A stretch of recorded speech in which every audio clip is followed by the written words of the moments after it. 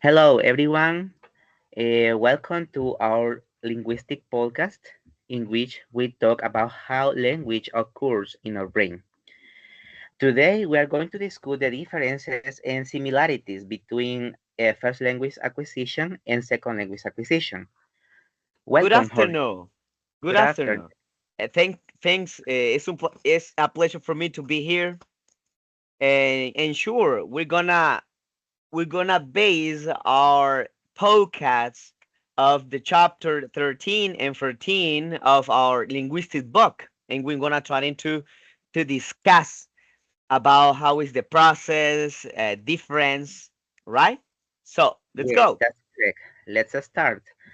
Well, let's start with the first language acquisition, or L1. And here, the most surprising and interesting fact is the speed. What I want to say with this? Well, before entering the school, children already master a complex system of communication. That is Yeah, amazing. it's amazing, and they don't need any instruction. They only need the interaction. That means that they need someone that they can talk to them, right? And because the inherent capacity is not enough, the practice and the interaction is the key. Hmm. That's correct. Language is transmitted practically culturally, right?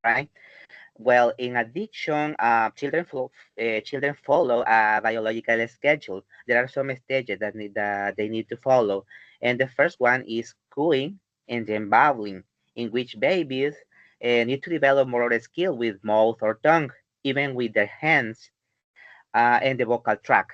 And later, there are some stages. For example, one word stage and two word stage. Yeah, in fact, the imitation and the correction is not decisive factor, and that's the children, they always create their own rules like this. They have to say held instead of they say hold. So okay. Yeah, that is even funny, right? Okay, let's move on the second language stage. And here we have the slide. The second language acquisition, here the process is no longer so automatic. I mean that people follow a schematic process. Yeah, it that makes sense because the most of the people always start or begin in the adulthood or adolescence. So I remember that I read that in the chapter 14 says that this acquisition it's called learning. It makes sense because the people focus on the grammar and the linguistic, and they recognize and realize from the rules. So that's right. Yes, that's correct. But also here we have some barriers too. For example, lack of time, uh, previous commitment to the L1, and above all, affective factors like anxiety, embarrassment, or lack of motivation. Yeah, sure. The motivation is the key because when you want to achieve one specific goals, the motivating is the power that can carry out this activity, that can carry out that project. So the motivating is essential when you need to learn a new language. Yeah, that's correct. And there are different kinds of motivation, right? Right. That's Uh, correct. yeah, you Yeah. can mention in integrative. That's occur when you are a part of a specific community, or right, or instrumental when you make or when you pass a test. Yes, that's correct. You are right. Mhm. So, would you say that age is the most determining factor? Absolutely, yeah.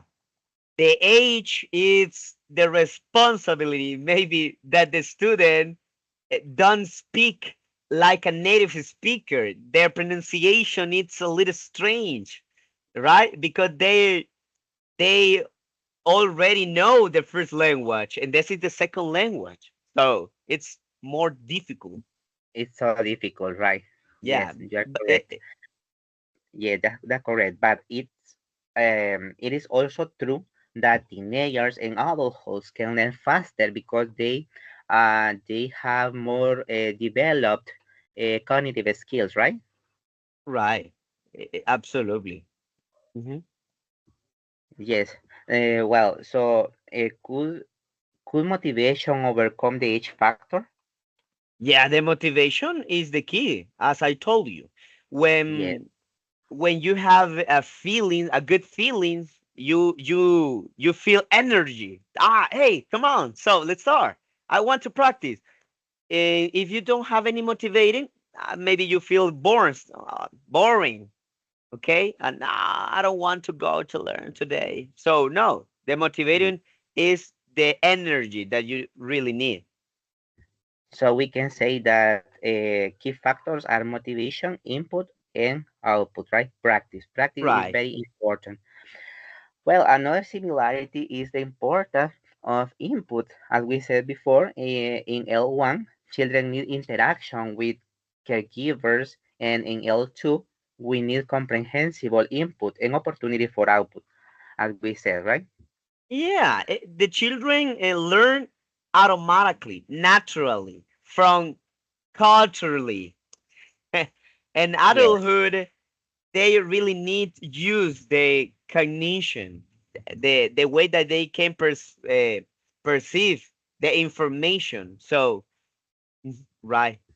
But yes, that's but correct. the interesting thing is that the both need to the interaction. Both need So interaction in so different ways. so yeah, Both, so we can say that they have advantages and disadvantages.